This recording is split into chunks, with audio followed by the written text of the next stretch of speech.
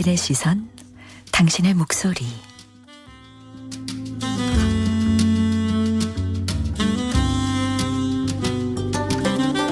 세상을 보는 다양하고 섬세한 시선을 여러분과 함께 나누는 시간입니다.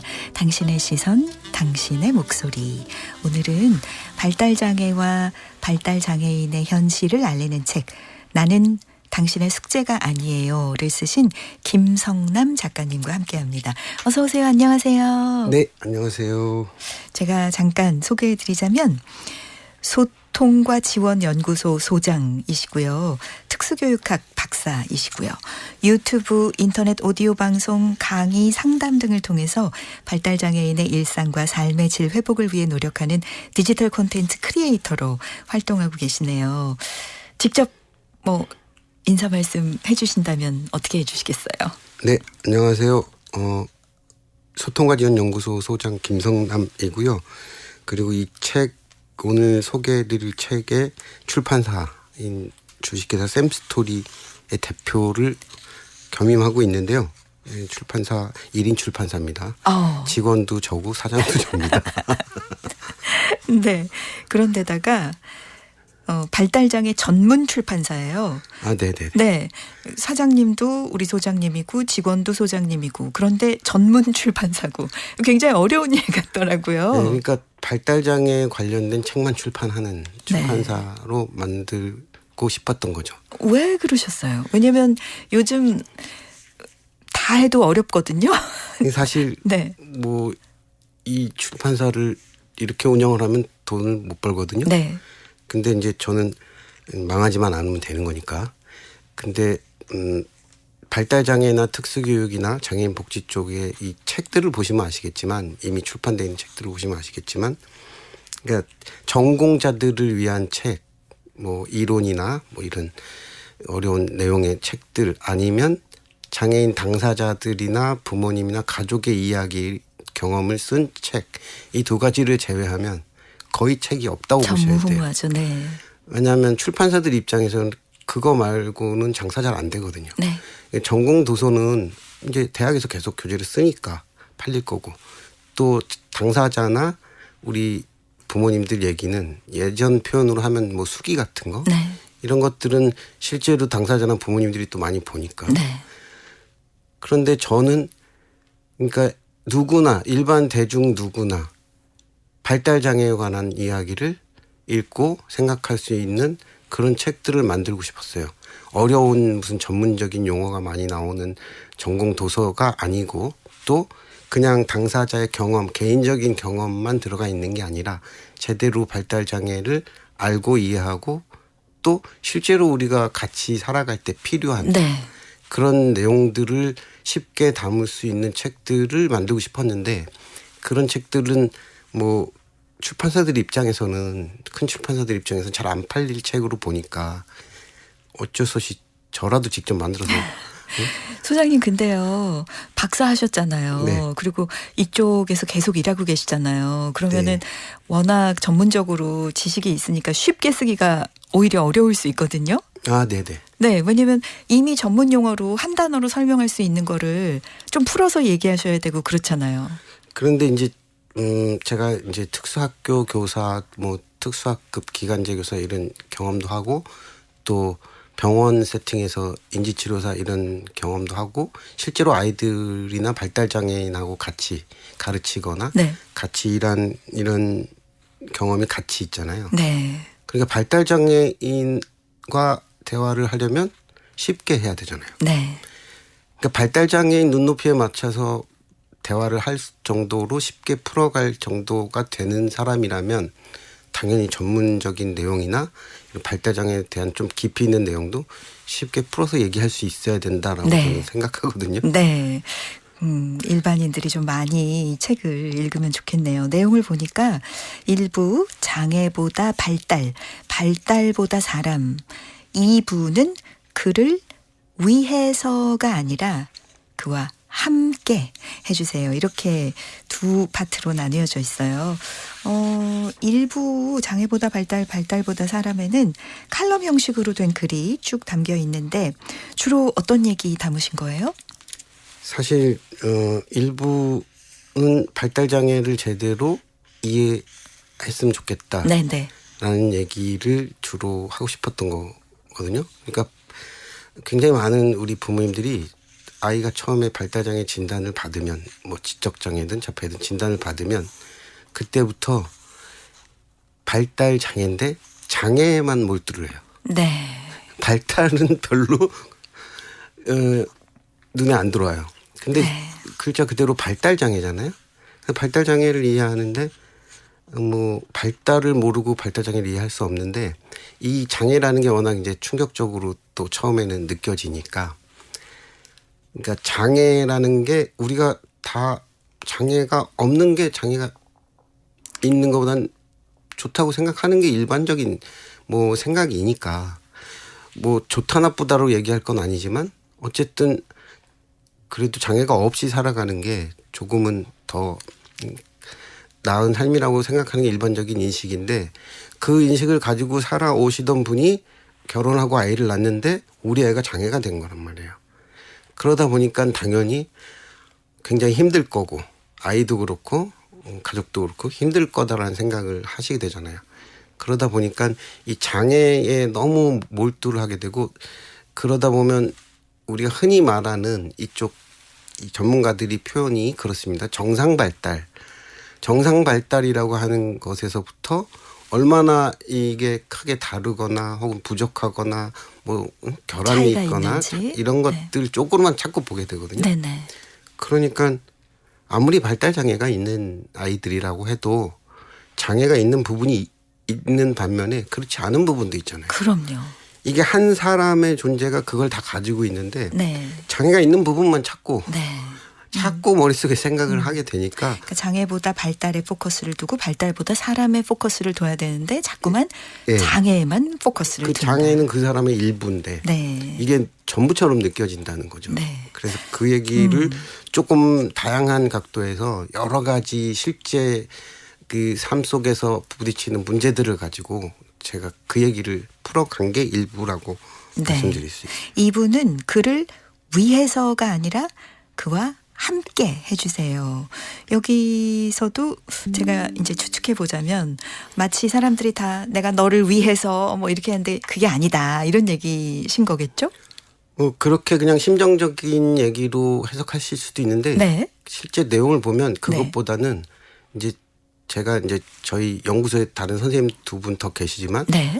그 저를 포함해서 세 분이 공통적으로 갖고 있는 지향점이 네네네. 사실은 연구소 이름에 담겨 있어요. 네. 소통과 지원이잖아요. 네. 2부가 그 얘기를 하고 싶었던 거예요. 네. 발달장애인하고 소통하고 상호작용하고 함께하고 지원하는 방식에서 가장 중요한 거는 2부의 제목이라고 하는 이거에 제가 그걸 담고 싶었던 거죠. 네.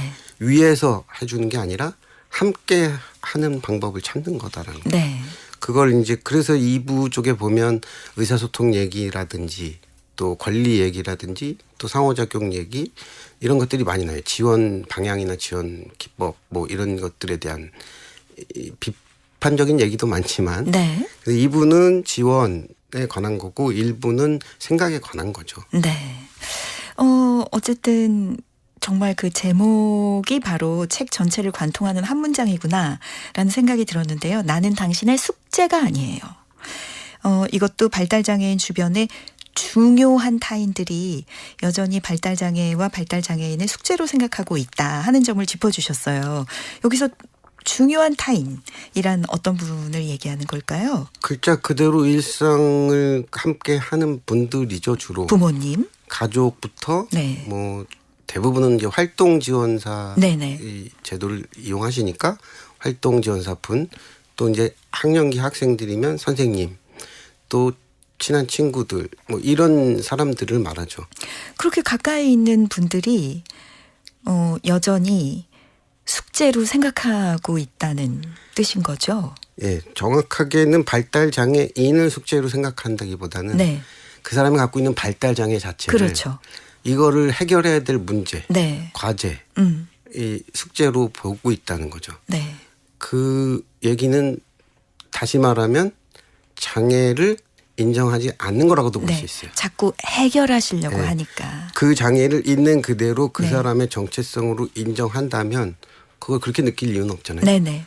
근데 뭐 제 책에도 써 있습니다만 이 몸의 장애를 갖고 있는 경우 뭐 시각 장애든 뭐 지체 장애든 이런 장애를 갖고 있는 경우 처음부터 이렇게 생각을 안 해요. 그렇죠.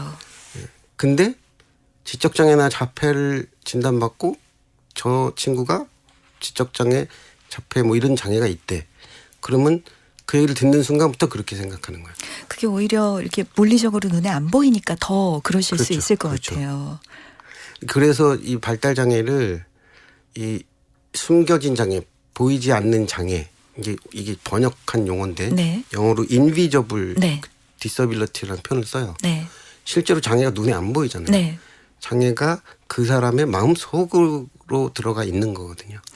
그러니까 자꾸 나아질 거라는 기대를 하시고 어떤 방법을 쓰면 이게 완치가 되나 이런 생각을 하실 수 있겠네요. 네, 완치 뭐 치료 이런 얘기는 뭐 오래전부터 네. 이 장애에 관한 뭐 인식에 관한 얘기 많이 나오지만 꼭 그 정도까지는 아니더라도 네. 지금 방금 말씀하신 것처럼 나아진다는 네. 표현 자체가 이걸 장애를 안 본다는 네네. 뜻이에요.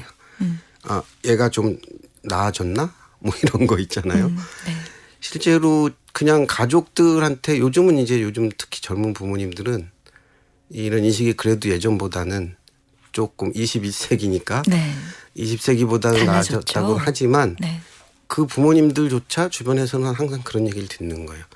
애가 요즘 어때? 나아졌어? 그렇죠. 네. 친구들이 오랜만에 만나면 다 그런 얘기를 하잖아요. 네. 그래 나아졌다는 게 과연 뭐냐. 이게 무슨 아픈 거다. 뭐 이렇게 생각하는 거잖아요. 근데 사실 일반 대중만 그런 게 아니고 바로 옆에 있는 분들. 제가 하나 더 얘기하고 싶은 건 본인이 예를 들면 지체장애인 당사자거나 시각장애인 당사자거나 혹은 심지어 간혹은 장애 인권 운동을 하신다거나 네.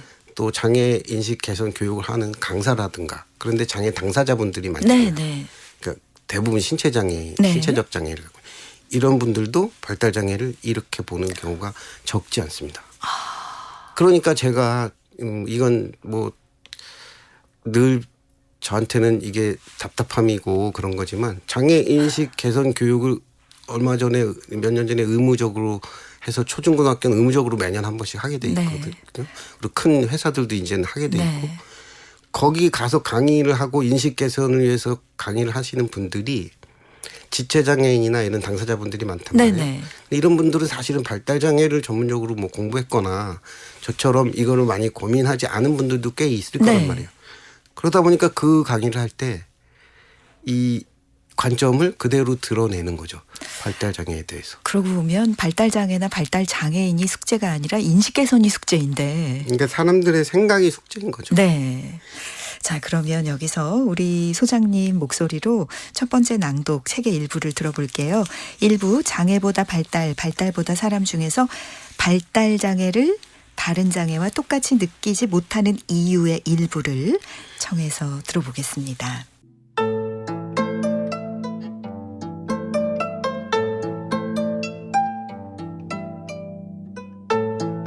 휠체어를 타고 있거나 흰 지팡이를 짚고 걷고 있거나 수어를 하는 장애인을 만나면 비장애인 대부분은 그 사람의 장애를 쉽게 알아보고 장애로 인정합니다. 장애가 그에게 어떤 어려움을 주고 있는지 살피기도 하고 필요한 경우 도움을 주려 하거나 장애와 상관없이 자연스럽게 대하려고 하는 사람도 많습니다. 편견이 없고 건강한 상식을 가진 사람이라면 장애와 장애인에 대해 이 정도의 태도는 가질 수 있습니다.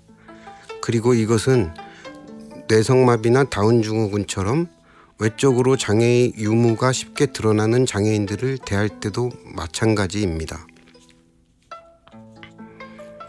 그러나 외적으로 쉽게 그 장애를 알아볼 수 없는 지적장애나 자폐 스펙트럼 같은 발달장애가 있는 장애인을 만나면 상황이 달라집니다. 발달장애인과 관련된 일을 하거나 발달장애인의 가족이 아니라면 그가 장애인인지 아닌지조차 알아채기 어렵습니다. 장애인이 아니라고 생각하며 그 사람의 말과 행동을 보면 어딘가 모자란 사람 혹은 이상한 사람처럼 보이기도 합니다. 눈에 보이는 신체적 장애처럼 쉽게 그 장애의 유무나 장애로 인한 어려움을 알아볼 수가 없으니 그 사람을 어떻게 대해야 좋은지 알기도 어렵습니다. 발달장애인과 함께 해본 적이 없고 지식도 없는 경우 비장애인의 이런 모습은 어찌 보면 너무나 당연합니다.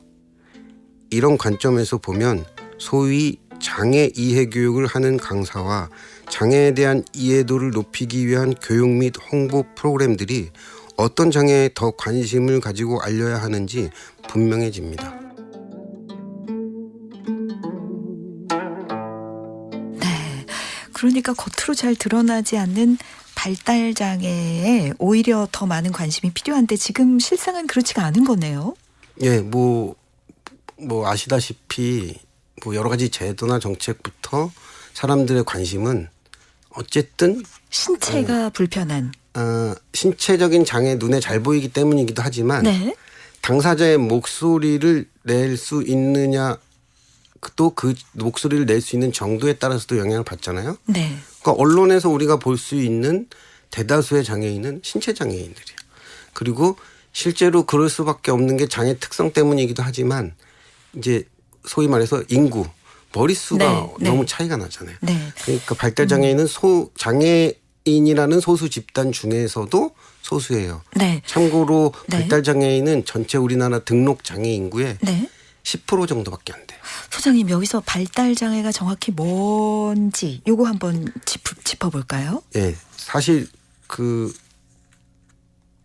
특수교육법이나 장애인 복지법상의 장애 유형 범주 구분에는 네. 발달 장애라는 장애는 없어요. 그러니까 깜짝 놀랐어요. 네. 예, 지적 장애가 따로 있고 네. 자폐성 장애가 따로 있죠. 네. 그런데 여기서 이제 또 하나의 맹점은 지적 장애하고 자폐를 동시에 가지고 있는 경우, 이제 중복해서 가지고 있는 경우, 이걸 별도의 또 장애 범주로 등록하거나 구분을 해서 혜택을 또는 지원을 서비스를 제공하는 것도 없습니다.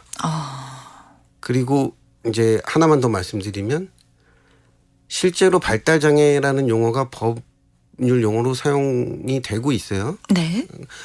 그 발달 장애 지원법도 있고 법률적인 용어로 사용되는데 그 경우는 당연히 지적 장애와 자폐성 장애를 가진 사람들을 다 같이 함께 지원하겠다라는 의도가 있는 거겠죠. 네. 그리고 또 한 가지는 그런데 발달 장애가 의학적인 진단 네. 기준에서는 그 용어가 있어요. 네. 근데 정확한 그 소위 이거는 정신과에서 진단을 하니까 정신과의 진단 범주는 정확한 용어는 신경 발달 장애가 네. 있고 네. 그 안에는 발달 장애라고 우리가 말하는 두 가지 장애 말고도 네 가지 장애가 더 있습니다. 네. 예를 들면 이제 이 두 가지 지적 장애, 자폐 스펙트럼 장애 네. 있고 ADHD, 네. 그다음에 학습 장애, 네. 그다음에 의사소통 장애, 그다음에 운동 장애 네. 이렇게 6가지인데 운동 장애는 지체 장애를 말하는 게 아니라 네. 예를 들면 틱 장애라든지 네네. 뚜렛 증후군처럼 이 특별한 동작이나 음성이나 이런 게 움직이면서, 동작이 네. 내 의도와 관계없이 불수의적으로 막 튀어나오는 이런 것들을 말하는 게 운동 장애입니다. 네. 발달 장애는 장애 정도에 따라서 좀 그냥 아까 말씀하신 것처럼 겉보기에는 전혀 장애인이라고 생각하기 어려운 그런 분들도 계시잖아요. 네. 우리 소장님은 이런 거를 그런 정도 가지고 구분 짓는 거 좀 답답하다고 하셨어요. 그죠? 네, 제가 그 책에는 아마 이렇게 썼을 겁니다. 정확한 문장인지 모르겠는데 기능이 높으면 장애로 인한 어려움이 무시되고 네네. 기능이 낮으면 장애와 상관없는 잠재력이 무시당하는 거. 네. 네. 그렇기 때문에 중요한 건 장애 정도, 기능의 정도가 아니라 그 한 사람 한 사람의 잠재력이나 어려움을 동시에 고려하는 이게 중요한 거죠. 네. 그리고 이 얘기를 제가 또 했던 이유는 아마 부모님들은 많이 느끼시는 분들 계실걸요. 부모님들 간에 비교를 해요. 서로. 제일 많이 제가 들었던 얘기 중에는 그래도 니네 애는 말이라도 하잖아. 네. 뭐 이런 표현들을 친한 부모님들끼리도 막 해요. 네. 근데 이게 친하니까 그냥 넘어갈 수 있는 문제인지 모르겠지만 저는 그런 얘기는 함부로 할 얘기는 아니라고 봐요. 근데 이제 부모님들 입장에서는 그런 걸 뭐랄까요? 여기 말이라도 하는 친구 또는 좀 나은 친구와 이렇게 똑같이 교육을 받게 되면 우리 애가 교육을 더 받을 수 있는데 그럼 좀 뭐 손해하냐 이런 생각 하실 것 같거든요. 그러니까 자꾸 정도 그거는 얘기를. 쉽게 말해서 네. 장애가 없는 아이들의 학부모님들이 생각하고 똑같은 거죠. 네, 네.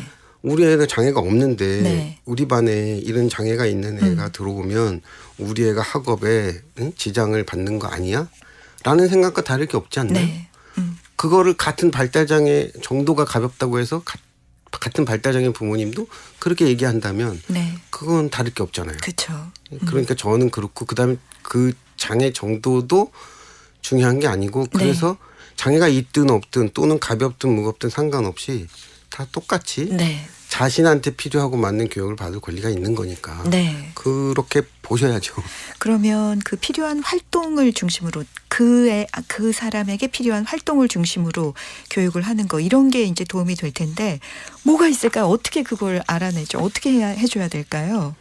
그래서 이제 특수교육에서는 특수교육법에도 의무적으로 하도록 오래전부터 규정돼 있는 게 네. 개별화 교육. 개별화 교육. 네. 그걸 이제 개별화 교육 프로그램, 개별화 교육 계획을 무조건 이제 특수교육 대상 학생으로 지정이 되면 그 학생 하나하나마다 한 학생마다 개별화 교육 프로그램을 수립하고 계획해서 실행하도록 돼 있어요. 꽤 오래됐어요. 근데 이제 문제는 성인이 됐을 때는 그게 없었는데 네. 그런 게 성인기의 그런 요구도 이제 우리나라도 한 10여 년 전부터 그런 얘기들이 장애인 복지 쪽에서 나오기 시작했습니다. 그게 이제 다 외국에서 건너온 물 건너온 표현들이지 않습니까? 개별화 교육 프로그램은 IEP라 그러고 이제 성인이 됐을 때 요즘 이제 장애인 복지 분야에 요즘 굉장히 큰 이슈고 화두예요. PCP인데 퍼슨 센터드 그러니까 사람 중심 계획, 사람 중심 실천 이렇게 표현하는데 그걸 이제 번역을 하다 보니까 그렇게 됐잖아요. 근데 실제 의미를 더 정확하게 표현하려면 이건 저만 쓰는 표현인데 한 사람 중심 계획인 한 사람 중심 실천 이렇게 돼야 돼요. 그냥 사람 중심이 아니라 사람 중심이면 뭐 인본주의 이런 건데 그런 뜻이 아니라 그 한 사람 중심으로. 그런데요, 소장님 또 이제 이렇게 되면 한쪽에서는 통합교육에 대해서 말이 또 나올 수 있어요. 왜냐하면 모든 분들이 원하는 건 사실 같이 섞여서 교육도 받고 놀고 생활하고 이런 거잖아요. 그러니까 통합교육이 굉장히 바람직한 지향해야 될 방향성인 거는 맞는데 맞지만 그건 저도 부인하지 않고 뭐 그런데 실제로 우리나라의 현실은 아직은 통합교육이 제대로 이루어지기에는 많은 것이 갖춰져 있지 않고 기반이 부족해요. 그런데 특히 이제 특수학교 같은 경우 대표적으로 분리교육의 체제잖아요. 그런데 특수학교가 부족하다. 특수학교를 계속 늘려달라. 이런 요구를 계속 하시잖아요. 근데 방향성을 생각해 보면 분리교육을 더 확대해달라는 얘기를 들릴 수도 있는 거거든요. 그러니까 특수학교에 안 가도 되는 이런 상황을 만들어야 되는 게 통합교육의 지향점인데 특수학교가 늘어나면 늘어날수록 그걸로 더 가니까. 분리된다는 거죠. 그다음에 또 하나는 특수학급이 일반 학교에 소위 도움반이라는 표현으로 많이 설치가 돼 있는데 특수학급은 그러면 일반 학교 안에 있으니까 통합교육이냐? 그게 아니죠. 아니죠. 특수학급에만 있으면 그거는 분리교육이잖아요. 장애학생들만 모아놨으니까. 그리고 지금 더 중요하고 현재 그래도 한 20, 30년 전부터 우리나라도 하고 있었던 게 개별화 교육이니까 저는 핵심은 이렇게 돼야 돼요. 이렇게 돼야 된다고 생각해요. 개별화 교육이 통합학급 그러니까 비장애학생들과 같이 수업하는 학급에서든 특수학급에서든 특수학교에서든 개별화 교육이 제대로 이루어지도록 하는 게 더 중요하고 먼저 해결해야 될 문제고 그렇게 되면 통합교육에도 도움이 되는 거죠. 그리고 통합교육이라는 게 물리적으로 같은 교실에 앉혀놓으면 무조건 통합교육이 되는 게 아니잖아요. 그럼 그걸 제대로 실행하는데 당연히 그 개별화 교육 프로그램을 계획하고 수립하고 실행하는 주체도 특수교사 쪽에서 일반 학급의 담임교사나 교과-교사, 일반 교사 쪽으로 이게 전환이 돼야 돼요. 그렇죠. 근데 지금 개별화 교육 프로그램이 이렇게 좋은 게 있지만 그것도 특수학교나 특수학급 안에서 하는 수업의 계획안처럼 요렇게 계획되고 실행되고 있는 게 거의 대부분이라고 보시면 돼요. 근데 말씀 듣다 보니까 그 부모님들의 인식도 좀 달라져야 될 것 같아요. 왜냐하면 부모님들도 잘못 생각하고 계시는 게 있는 것 같거든요. 뭐 그럴 수밖에 없는 장애예요. 제가 네. 볼 때는. 그런데 이제 앞에 뭐 특수학교 얘기를 했지만 제가 특수학교가 필요 없다 이런 얘기를 하는 게 아니고 네네. 전 세계 어느 선진국이나 특수학교 같은 분리된 형태 그게 있어요. 시설도 네. 있고 아예 그게 없는 나라는 없습니다. 네.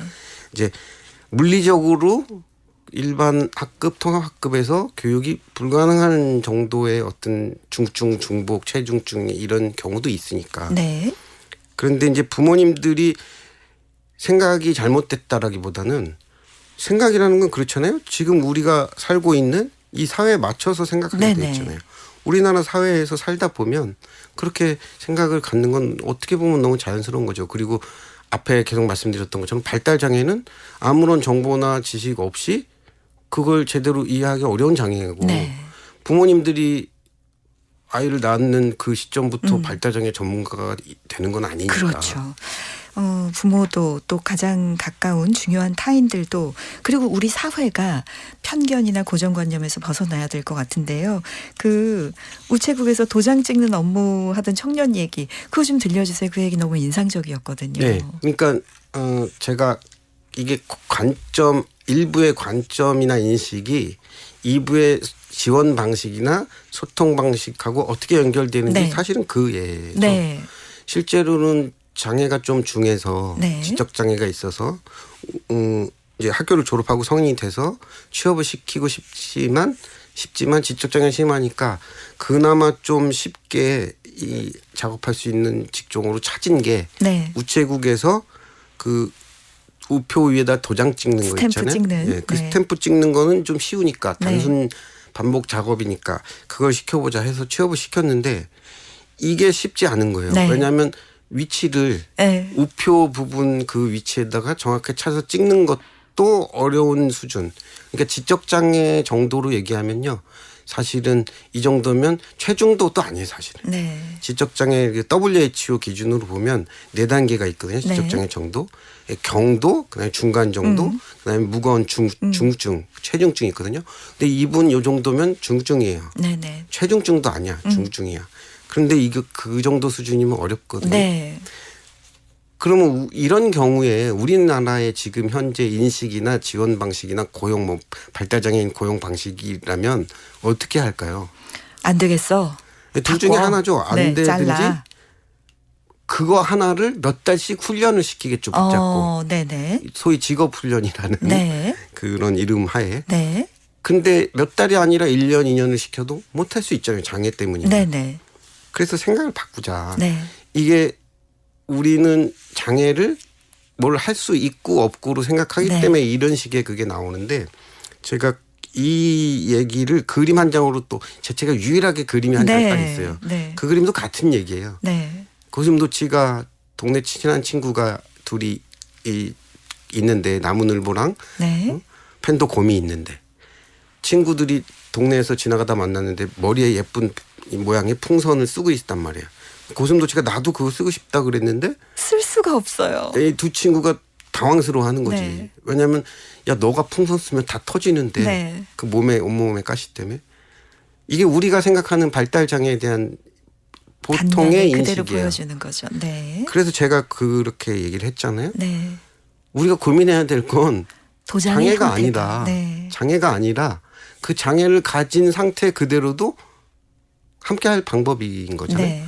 그러니까 고슴도치가 풍선을 쓰는 게 목적이면 이분이 도장을 정확한 위치에 찍는 게 목적이면 네. 이분의 장애를 더 무슨 기능을 향상시키고 기능 향상이란 말을 실제로 장애인복지관에서 많이 씁니다. 네네. 그런 팀도 있어요. 기능 향상팀. 이렇게 해서 될 게 아니라 풍선을 쓰는 방법을 바꿔서 네. 그러면 고슴도치로 돌아가 보면 이 가시를 온몸 가시를 다 뽑든지 뭐 갈아가지고 무디게 해라는 얘기잖아요. 네. 장애를 없애자는 얘기잖아요. 가시에다가 이렇게 실로 묶어서 풍선을 위로 그러니까 띄워야죠. 네. 그런 방법도 있고 제가 강의 때도 이 예시를 많이 들어드리는데 네. 질문을 드려요. 그럼 어떤 방법으로 하면 좋겠냐. 그 장애 가시를 그대로 인정한 상태가. 답이 되게 다양하게 나와요. 네. 생각보다. 제 그림에서는 제 책에서는 실로 묶는 것도 있지만 어떤 분은 모자를 쓰고 네. 거기에 풍선 써도 된다. 이런 네. 대답도 있습니다. 우리가 발상을 전환하면 돼요. 이분은 어떻게 했습니까? 우체국에서 정확하게 위치 못 찍으니까 나무 상자로 틀을 짜서 네. 봉투를 딱 홈을 파서 봉투를 넣을 수 있는 위치를 잡아주고 네. 또 이 캐리어 모양으로 돼 있어 덮어서 위쪽에는 이 도장을 스탬프를 고정시켜주고 네. 그래서 봉투를 그 틀에 넣고 그 뚜껑만 딱 닫으면 큰 나무 상자를 닫기만 하면 정확한 위치에 계속 찍히게. 네. 이게 제가 생각하는 지원이라는 말의 의미예요. 네. 굉장히 인상적인 부분이었습니다. 여기서 음악을 한 곡 듣겠습니다. 몰랑의 그대 눈길 따라.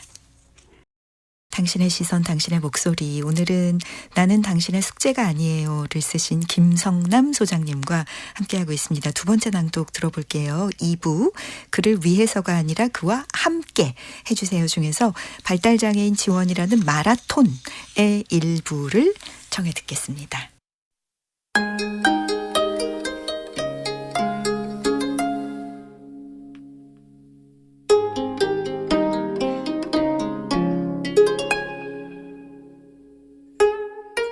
발달장애인의 감각, 정서, 행동의 문제, 의사소통, 인지와 기능적 학습의 어려움 등 여러 영역은 한 명의 아동, 한 명의 사람 안에서 절대 따로따로 나뉘어 작용하는 것이 아닙니다.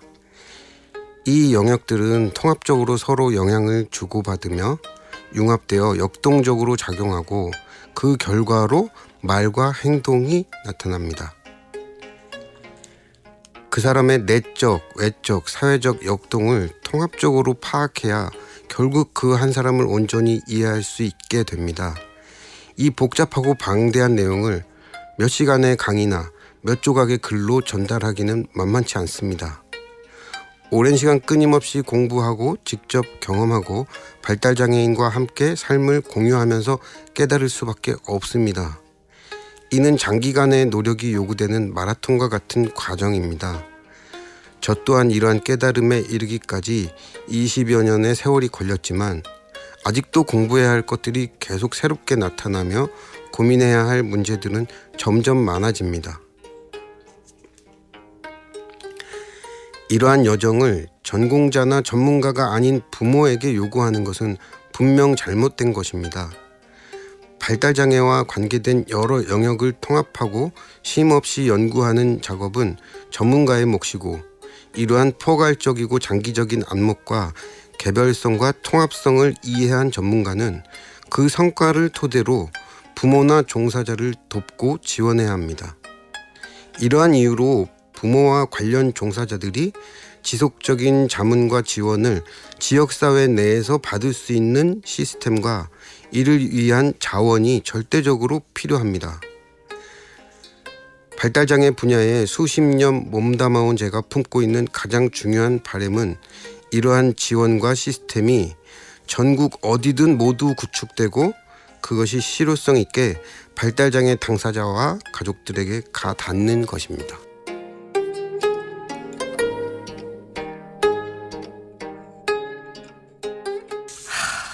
네. 우리나라는 그 발달장애 아동의 육아가 전적으로 좀 부모에게 달려 있는 것 같은데 국가 차원의 지원은 어떻게 되나요? 사실 뭐 지원책이나 여러 가지 제도나 정책은 다양하게 많이 있는데 네. 이제 많은 분들이 복지 쪽에서 그런 얘기를 합니다. 꼭 장애인 복지가 아니라도 네. 아직까지는 양적인 지원에 치우쳐 있는 거죠. 네. 질적인 지원보다. 좀 더 전문가의 지원이 절실한데. 그리고 앞에 말씀드린 네. 개인별 네, 네. 지원. 네. 이건 다 질적인 거잖아요. 네. 근데 양적으로만 따지면 예를 들어서 장애인 복지관 뭐 대표적으로 복지관을 정기적으로 평가하는 제도가 있습니다. 정부에서 보건복지부에서. 장애인 복지관 평가할 때 뭐 연인원 몇 명이 이 프로그램을 이용했고 예산에 얼마를 투입해서 몇 시간을 프로그램을 운영을 했고 이게 가장 중요한 평가 기준 중에 하나예요. 그런데 예를 들면 발달장애는 인구가 워낙에 작잖아요. 네.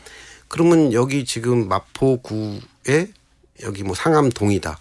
상암동 안에 발달장애인이 다 해봐야 얼마나 되겠습니까? 그런 장애인을 대상으로 어떤 사업을 해서 얼마나 많이 이용했냐를 따진다는 거는 양적 평가를 하니까. 말이 안 되죠. 네. 그래서 질적으로 따지려면 사실 거의 안 되고 있는데 네. 제일 우리가 비장애인들이 어떤 프로그램을 예를 들어 동사무소 요즘 동사무소라고 안 그러나 주민센터 프로그램을 그 주민들이 이용하고 만족도 조사를 하잖아요. 네. 예를 들면 그 만족도 조사는 그걸 이용한 당사자들이 하는 거잖아요. 네. 그럼 발달장애 관련된 서비스나 프로그램은 만족도 조사를 발달장애인 대상으로 해야 되잖아요. 그렇죠. 근데 직접 발달장애인을 대상으로 그런 조사를 하는 곳도 거의 없습니다. 네. 주로 이제 물론 부모님들이 대신하고 의사표현에 어려움이 있으니까 또는 글을 읽거나 쓰는데 장애가 있으니까 그냥 부모님들한테 대신 하는 거지만 제가 드리고 싶은 말씀은 그러면 글을 못 읽고 못 쓰거나 말을 잘 못하는 분들한테 맞는 방식으로 만족도 그렇죠. 조사 방법을 개발해서 네. 연구해서 해본 적이라도 있냐 이거죠. 네. 그런 시도조차 거의 한 적이 없다는 거죠. 이거는 전국 단위의 조사도 마찬가지입니다. 보건복지부에서 네. 발달장애 관련된 조사, 실태조사 할 때도 마찬가지예요. 얼마 전에 작가님 우리 소장님의 1인 출판사에서 나온 책이 이렇게 지원해 주세요가 있더라고요. 아, 네네. 네. 요 책은 그럼 우리가 발달장애인을 어떻게 대해야 할지 좀 알려주는 그런 가이드 책일까요?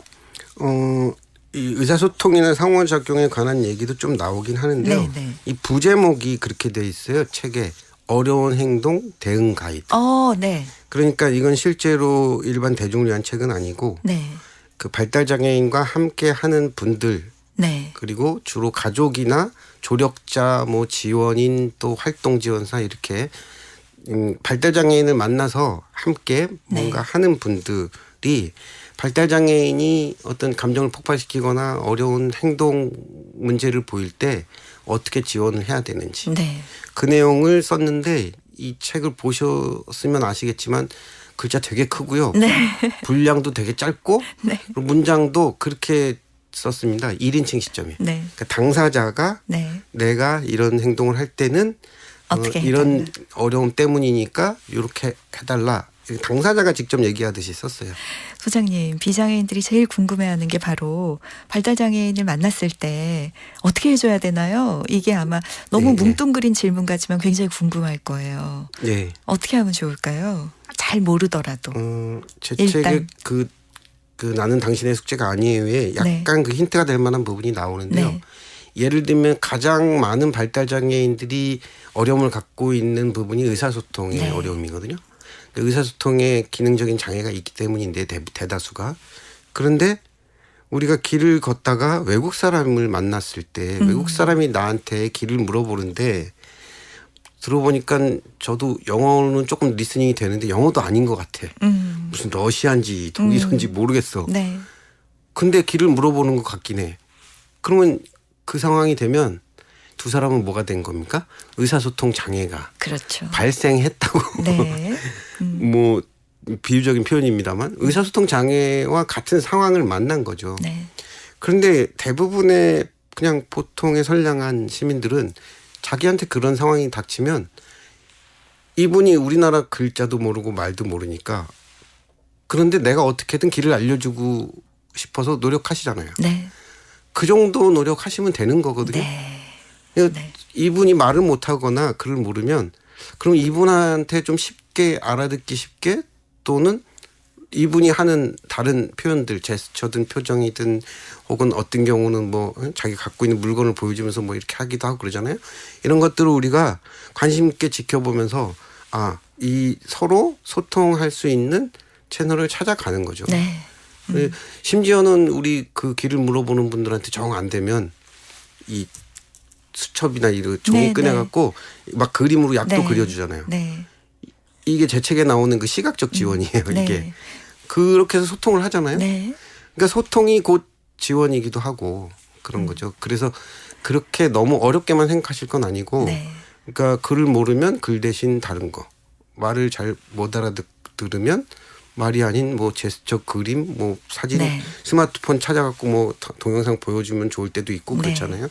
그렇게 생각을 하시면 좋겠어요. 전국에서 함께 하시는 우리 많은 분들이 이제 발달 장애인을 만났을 때 어떤 식으로 의사소통을 하는지 도움이 되셨을 것 같습니다. 오늘 이렇게 긴 시간 함께 해주셔서 그리고 좋은 말씀 나누어 주셔서 좋은 생각 나누어 주셔서 정말 감사합니다. 김성남 소장님이셨습니다. 고맙습니다. 네, 감사합니다.